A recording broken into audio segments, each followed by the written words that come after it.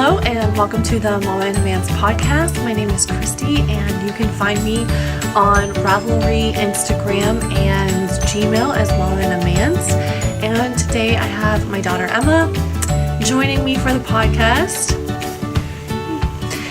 And she'll be here as we are talking about some of the things. This is a knitting podcast and I am so happy to have you here. So I'm just going to jump right in because for some reason I'm feeling very scatterbrained right now, but yeah, let's get started. So I have had my children on a few times when they have been talking about their own knitting, as well as my husband, and Emma has not been on in a while because she hadn't been knitting, but she did decide to work on a project. And so the blanket that I was sharing last week, which is a finished object for me this week, is going to her teacher, as well as I made this and she is making something as well. So why don't you share with them what you're doing? For my teacher's baby that she just had, I made a hat that it was like I started knitting it a little bit ago and it's good thing, I guess. What? I guess it's good to knit, I guess. Okay. Where's your pattern? In here. So this this hat is a free pattern by Pika Pika, and it is called 7th, a free knitting pattern designed by Kelly Brooker. So it's kind of a waffle style hat, a little bit, or it's not really a basket weave because the pearls aren't going across. But did you show it? So she's making her way up here. Her teacher is a knitter, and so we wanted to make something for her that she would appreciate. And then I am making blankets for a few of the other teachers that are having babies that we are involved with. Sorry, I dropped a stitch for you. She is doing these on 5s, and it is a DK weight. When I was pregnant with Isaac, I bought a whole bunch of this Cascade yarn Cherub DK, and it is really good for baby knits. It's a little bit bigger, but they have really nice colors that aren't like pastel green, yellow, pink, and blue, because I'm not into that. And I don't think babies are either, because quite honestly I think the pastel makes them look a lot more red and blotchy, whereas like a regular color that a normal like a grown-up or human would wear, I think are actually more flattering even on them. And now I'm losing more of your stitches. No. I don't understand why. I am trying to get Emma to hurry up and finish this hat because her teacher had the baby a while ago now, on Isaac's birthday back in December, and the baby was 9 pounds 2 ounces. So I feel like we need to get her this hat before the kid's head won't fit in it. The pattern that I use for the blanket is just the Grandma's dishcloth pattern, Grandma's favorite. And so it was just corner to corner. I weighed my yarn, and when I got about to the halfway point, a little bit about 5 grams less than halfway, then I did the 3 rows straight, and then ended up finishing it. I did end up with a few yards extra, but that's fine. I don't know that it would have been enough to do a whole nother row in the middle of it, so it was about perfect. It was Plymouth Major. And this was the stone, I believe. And oddly enough, I don't see that it's coming up on the camera so much, but who knows when it's in the video. There are stripes that in person look really peach rather than like the cream or ivory that I thought they were. I don't know if that's just next to the gray and other whites, but No, it's definitely peach. yeah, it looks peach to me too. Yeah. And in the ball, it did not look peach at all because I would never have bought something that had peach in it. But anyways, so that's all finished up, and I think it'll be a nice little car seat or even just a tummy time blankie. And isn't so big that you think it's going to smother the child. So that is a finished object. My other finished object is I did finish my test knit socks, but as far as I know, they have not been released, and so I'm not able to show you those yet. But I will save them and show them to you. I took a few pictures and sent them to the designer, which is Prairie Girl Susie, so that she has that information. And because I made them not to fit me, I can't do like on the feet like faux pictures. So I'm gonna like maybe force the recipient to do so. Okay, I'm gonna take a pause so Emma can skedaddle. Yeah. All right, and I'm back. So I apologize for the background noise. My husband is doing a service at the nursing home. The baby's taking a nap, but getting all the other ones to actually be quiet is nearly impossible. So I did work on, I finished that blanket since the last time that I saw you, and the socks.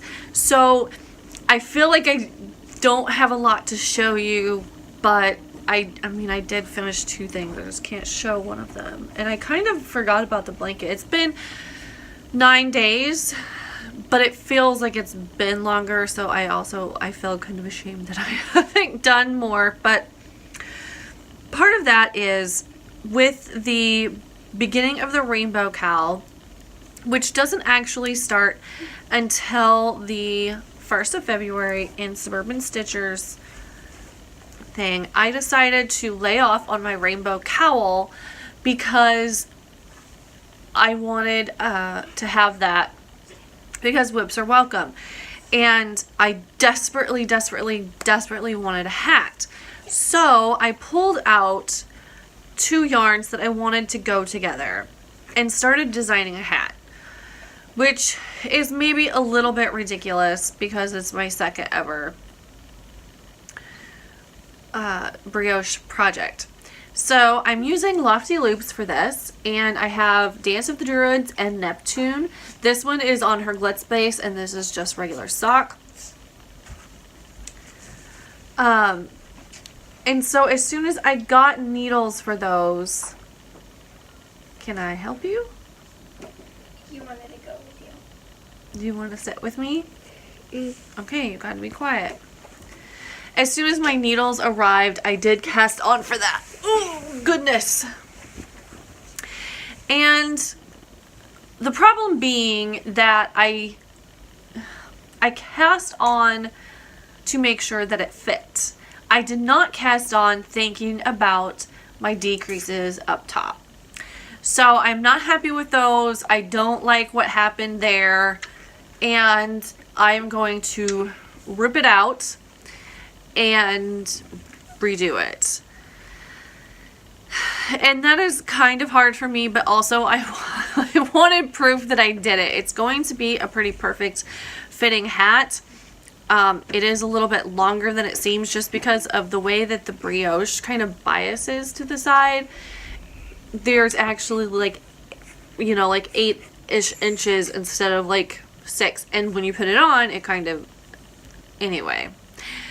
Not happy with the decreases. They are going to require me to start over again and have a plan for the decreases in the beginning, but I was so excited to get going on this that I completely just took off without ever thinking that far ahead.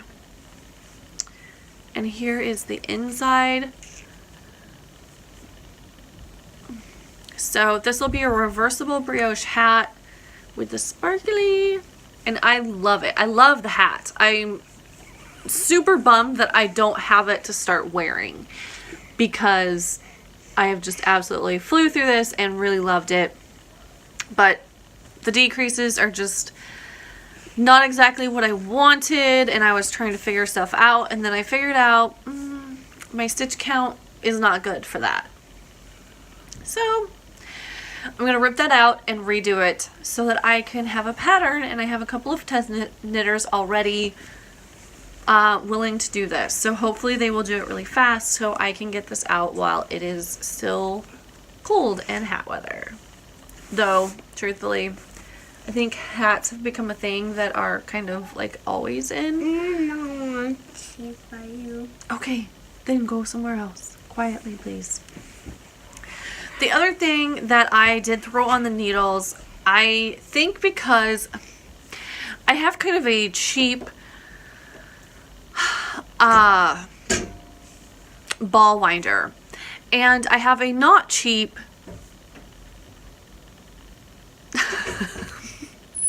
the words, oh my goodness, I am not doing a good job today of being able to podcast. My Swift is not the most expensive, but I mean, it's not a $10 one from Amazon. It is a more sturdy-ish one. However, the cats have chewed on a couple of pieces, and like one of the strings has came loose. And so there is a little bit of a wobble to it.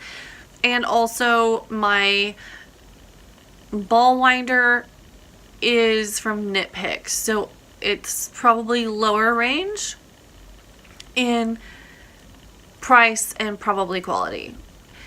Because of those two things, sometimes my yarn will skip a little bit when you're winding.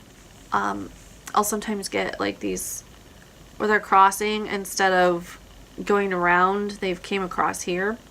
So I had some problems with the green yarn in my brioche hat because Mike wound it, so I don't know. I feel like he was not holding it properly and all that kind of stuff. And keeping tension on it. There we go. And so I felt like maybe that had to do with it, but it got so tangled. It took a day and a half to get it untangled, but I was absolutely not going to give up on that yarn because it was beautiful and I was halfway through my hat, and there was a lot of cussing involved with getting it untangled, but it is now untangled, and I finished the hat up to the point where I then realized my mistake of not thinking of the decreases beforehand. Anyway, so while on the second day of unwinding that, I decided that I was also going to throw my other design that's been kind of in the works for a year now onto the needles with the different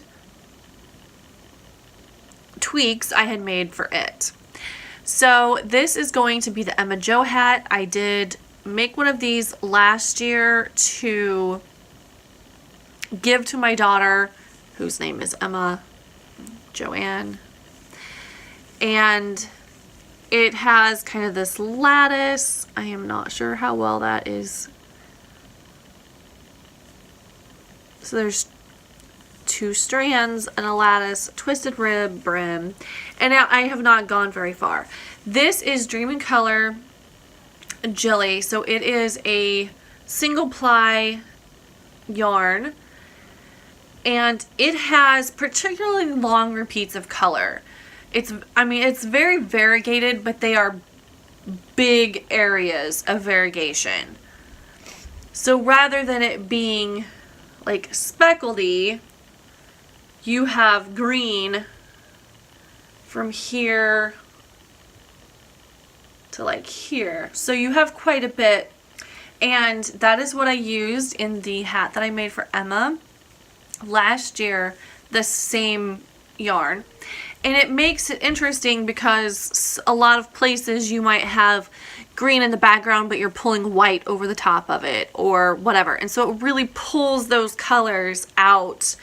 Whereas with the one that I also made from that pattern for Elizabeth was much more like small variegation, and it did not look as nice. So yeah, right here you can really tell where most of the background is a different color, but then you have the blue over the top. And I just really liked that. And of course, it will look much better when it is blocked. But I have tweaked up the pattern, I think. Now I'm knitting it for samples. And we'll also then be trying to get this for test knitting. And I have a few different sizes, so I started working on this. The problem with this one is really that this yarn, I did not have the problem with the red that I used of this same yarn. And I wish that I had actually knitted a few rounds before I podcasted on this, but I was working on something else. It has been crocking on my hands really bad. So like my whole, like the top half of my fingers, around my fingers, my thumbs, my fingernails, even where I wrap, well, you can still see it a little bit across here. And maybe even across there, you can see it. Where I wrap my yarn, and was it even yesterday that did I work on it yesterday? I think I did half of a repeat, so like 6 rounds on it yesterday. So every time that I've washed my hands in between there, that's how bad the crocking is, that you can still see it a little bit on my hands. And that kind of freaks me out a little bit, because I'm wondering like how much of that am I putting back onto this yarn, like in the white spots? Or what am I going to rub it off on? Like, I'm afraid to touch my eyes. I've only had yarn do that one other time. And it was from like an indie dyer on Etsy. And I was not very happy with it. So I'm not totally sure what to do with this. I do not remember that happening with my other skein. I don't know if it has to do with the blue. But man, it's a pretty blue. So that one I've, been working on some, but the brioche obsession has continued, but it has like calmed down a little bit. Partially, well, I'll share that in a bit. So the other work in progress, I did not think that I was going to have anything to show you this week on it, because I didn't touch it until like yesterday. But then I went like, after I figured out that my decreases on my hat needed to be ripped out, and I really wanted to at least show you, like, I knitted a whole hat before I ripped it out. So I picked up my Dancing Crane shawl that I showed last week, and it is an Elan.com pattern by Shui Kuhn Kozinski and Benny Farrell. And I'm still not sure if I'm pronouncing those names right. But I decided to also bead it. So I've gotten kind of through the main, like the first red, to a lighter red. And then it's starting to go into kind of the burnt orange that comes before the actual like orange color. So you can see here it's to kind of a burnt orange that will then go into this kind of orangey, and then there's like gold all the way to yellow. So it is a pretty subtly shifting color, even though it seems like it, blah blah blah all the way to purple. It is a little bit more. So I was adding beads to this, and I did not like I liked the idea of beads. I wasn't super enthusiastic about where the beads were placed on the sample. I wanted them to be further apart or more symmetrical or something. And so I had played with where I put them. And now I can't even remember where Munchkin Mama had put them, which is where I got the idea to bead them in the first place. So I had moved them because I thought my lace was going to do this in each section. Because it sort of looks like it. I wonder if I cover this up a little bit.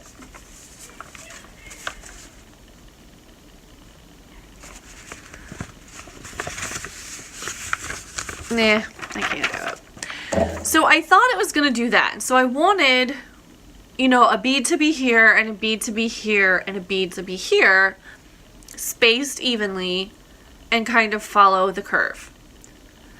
However, again, I was wrong. It seems like there's been a lot of that this week. And so the bead, it was supposed to go, this is so hard to even hold up. Okay, so this bead right here was supposed to be in line with the first bead. As you can see, it is definitely not.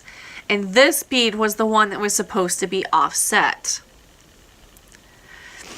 So it is making me a little nuts that they are almost stacked on top of each other. That bead needs to be on that right there, because then it would be kind of a line. Like, I think that that would be much prettier.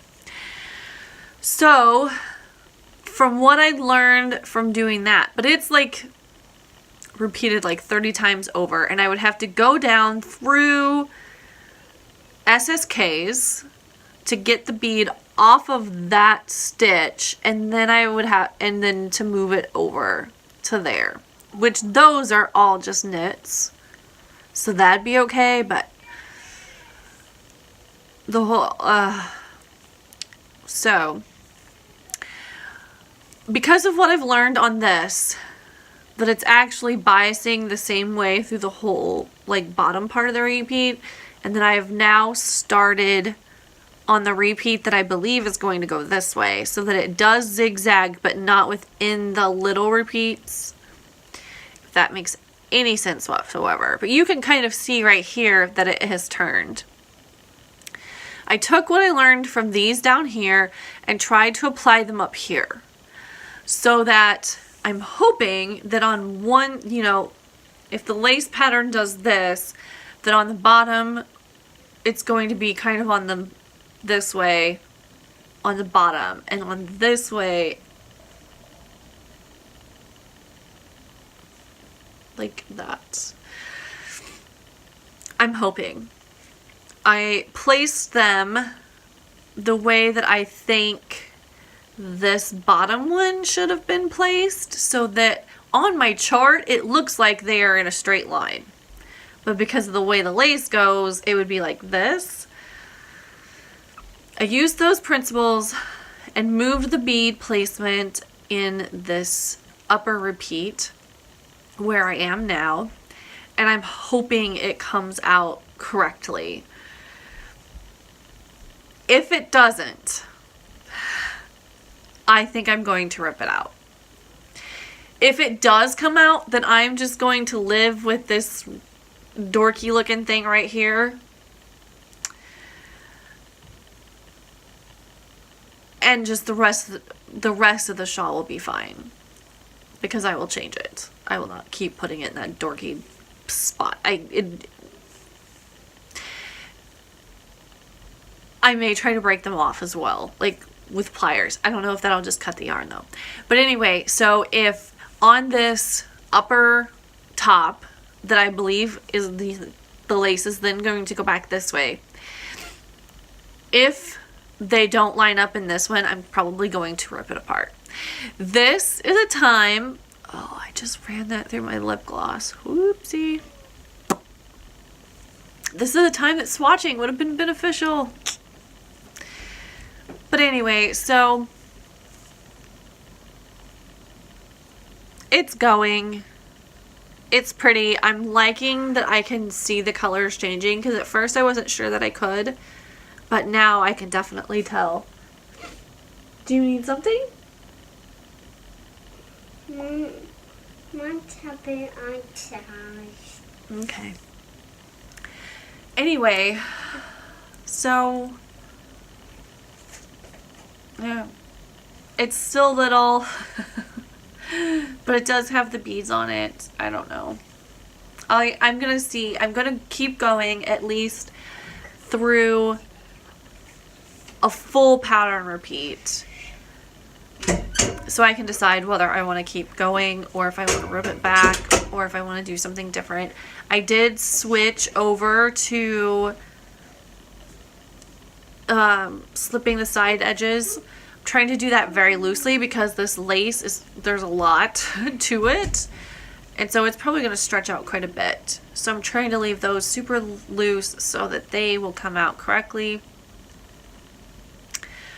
But yeah, so that is a hard one to work on. The beading, I am getting slightly faster at it. However, it is a slow process to put beads on stitches. Especially when you're doing it like 33-ish times across. It's a lot. That's Dancing Cranes. I am still going on it. I am, like, it may not look like there's that much, but it is quite a bit more since the last time you saw it. So, the only yarn porn that I have as far as things that have come in, I did order this as a pre-order. Goodness, it might have even been before Christmas, and it shipped on January 3rd, but it took a full 2 weeks for it to get here. And I had seen this on the Knitting Expat, one of the pairs of socks, and it's Trailing Clouds Mind the Gap. So it came from the UK, and it is a self-striping yarn with all the colors. Like, I think I counted 11, but I'm not positive that that's all of them, because I mean, it's just, there's so many different colors in there. This was a purchase before the end of 2018, so it does not count as going into my stash. I did count it as part of my stash, even though it wasn't here yet. So it's kind of neutral. It was already considered part of my stash. So this is going to definitely be a pair of socks for me. I just love the way they came out. My understanding, though, is that though Mind the Gap, which is a UK thing, I believe, with like their trains, it is a regular colorway that she has it all the time, but they're not always exactly the same. So like one person's may be kind of different than another's. And so I kind of liked that too.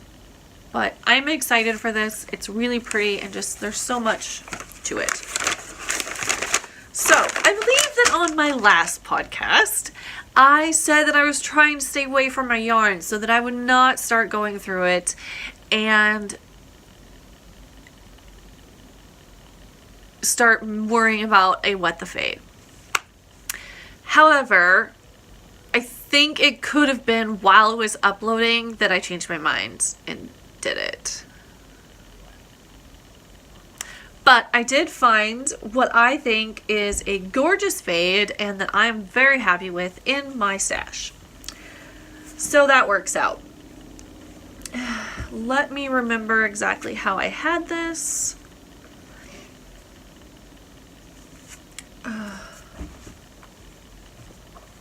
And of course, with 6 skeins, it's almost impossible to hold them all.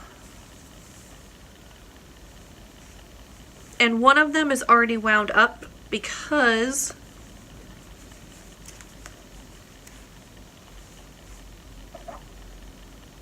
ta-da! So this is what I'm going to make my What the Fade out of. Wait, I'm missing one. Where are you? There you are. Don't hide. You were making my fade not look so pretty. There you go.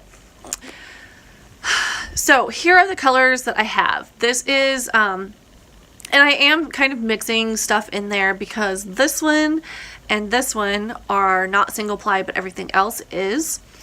So this is a skinny single from the Hedgehog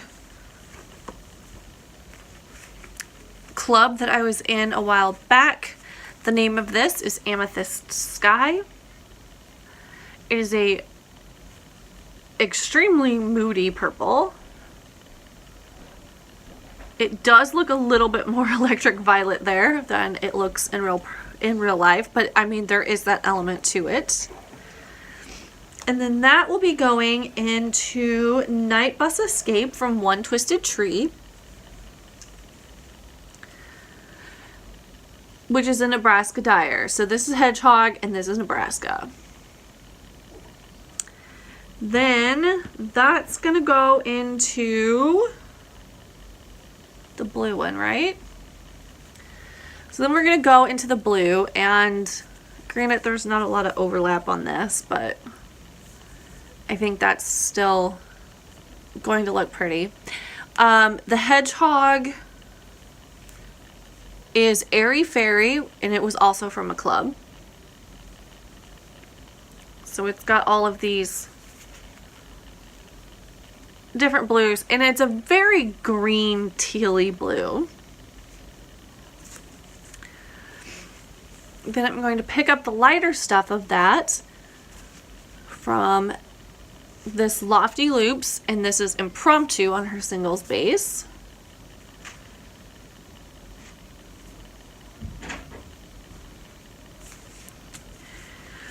To another crazy Hedgehog, and this one is called Samba.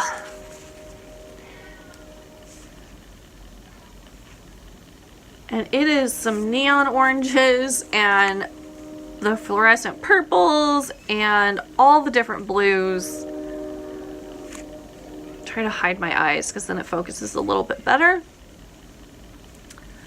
So this crazy color. And then it's going to fade into my Lofty Loops Christmas Cheer, which was my Christmas skein in my advent calendar. And it does have, like, I mean, they're subtle, but there are blue and pink and yellow and orange and green speckles in that. And so I feel like it is a calmer version of this.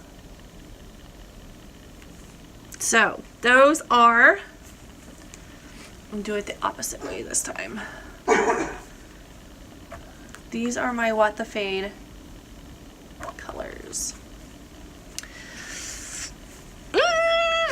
And once I get a little bit more off the needles, then I am going to do that. Actually, I've been watching Andrea Mauer's Instagram to see what pattern she puts up every day. So, because I have not bought the What the Fade pattern yet. And so I've been waiting to see that come up for her January sale that she's been doing. Which, if you don't know, she is putting on sale one of her patterns, a different one each day in the month of January. And I think it's 25% off. But if you have something in your Make 9, you should be checking that out. But I have been waiting for that so that I can get the pattern, and then I'm going to start it.